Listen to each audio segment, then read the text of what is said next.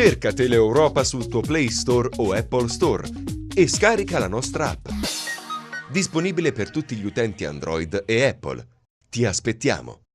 Il pasticcio della Tari, le tariffe gonfiate, gli errori nei calcoli della tassa sui rifiuti. In Italia solo 12 comuni non presenterebbero profili contestabili. Nell'elenco nessuna città calabrese, il caso di Catanzaro dove il danno accertato ammonta a circa 32.000 euro. Sentiamo. La Tari, la tassa sui rifiuti istituita nella legge di stabilità nel 2014, è diventata un rompicapo per legislatori e cittadini. Le tariffe gonfiate, alcune amministrazioni hanno sbagliato i calcoli, devono essere corrette e i cittadini rimborsati.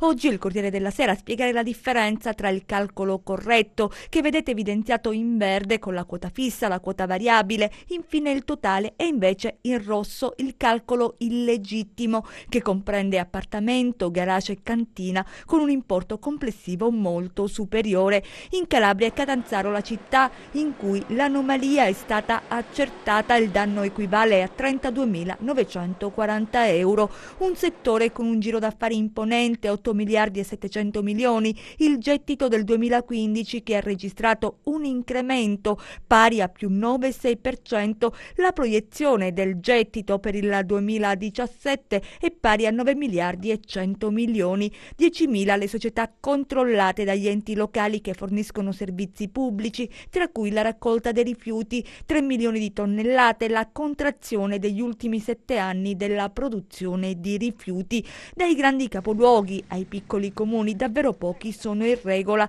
solo 12 in Italia non presenterebbero profili contestabili. Si tratta di Aosta, Torino, Venezia, Trieste, Bologna, Firenze, Perugia, Roma, Campobasso e Palermo. Resta da capire come calcolare l'errore e a chi inoltrare la domanda. Le associazioni dei consumatori sono già al lavoro. Cerca Teleeuropa sul tuo Play Store o Apple Store e scarica la nostra app.